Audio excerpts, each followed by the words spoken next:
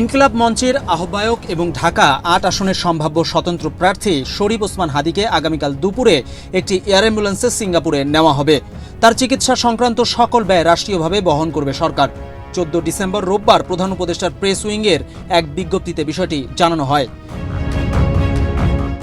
বিজ্ঞপ্তিতে বলা হয়েছে, প্রধান উপদেষ্টা ডক্টর মোহাম্মদ ইউনূসের নির্দেশে সংস্কৃতি উপদেষ্টা মোস্তফা সরওয়ার ফারুকী, প্রধান উপদেষ্টা স্বাস্থ্য মন্ত্রণালয় বিষয়ক বিশেষ সহকারী অধ্যাপক ডাক্তার মোহাম্মদ সাইদুর রহমান, এভারকেয়ার হাসপাতালের বিশেষজ্ঞ চিকিৎসক ডাক্তার জাফর, ওসমান হাদির ভাই ওমর বিন হাদির সঙ্গে এক জরুরি কল কনফারেন্সে এই সিদ্ধান্ত নেওয়া হয়।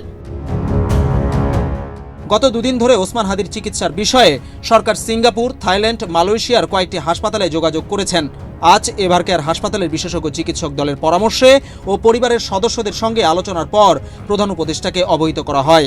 এ সময় অধ্যাপক ডাক্তার মোহাম্মদ সাইদুর রহমান প্রধান উপদেষ্টাকে জানান, বর্তমানে ওসমান হাদির শারীরিক অবস্থা স্থিতিশীল ও অপরিবর্তিত। পরে তাকে বিদেশে নেওয়ার বিষয়ে সিদ্ধান্ত নেয় সরকার। জানা গেছে, আগামীকাল দুপুরে ওসমান হাদিকে উন্নত চিকিৎসার জন্য সিঙ্গাপুরে পাঠানো হবে। এ লক্ষ্যে প্রয়োজনীয় মেডিকেল এয়ার অ্যাম্বুলেন্স, চিকিৎসক দল এবং ভ্রমণ সংক্রান্ত সকল প্রস্তুতি সম্পূর্ণ হয়েছে। সিঙ্গাপুর জেনারেল হাসপাতালের অ্যাক্সিডেন্ট ইমার্জেন্সি বিভাগে তার চিকিৎসার সব ধরনের ব্যবস্থা বর্তমানে প্রস্তুত। ওসমান হাদির চিকিৎসা সংক্রান্ত সকল ব্যয় রাষ্ট্রীয়ভাবে গ্রহণ করা হবে। তার চিকিৎসা প্রক্রিয়া সার্বক্ষণিকভাবে পর্যবেক্ষণে রাখার জন্য সংশ্লিষ্টদের নির্দেশ দিয়েছেন প্রধান উপদেষ্টা। বিজন কুমার, বাংলাদেশ প্রতিদিন।